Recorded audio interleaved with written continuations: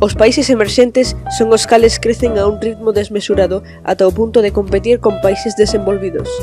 Este crecemento leva consigo unha rápida expansión industrial, un aumento das consumicións nese lugar determinado, unha acumulación de capital que favorece a independencia financiera e un aumento do I+D+I. Os países emerxentes, entre os 80 e os 90, empezaron a participar na economía global, o cal resultou en varias vantaxes. A deslocalización de grandes empresas que aumenta a súa competitividade mundialmente.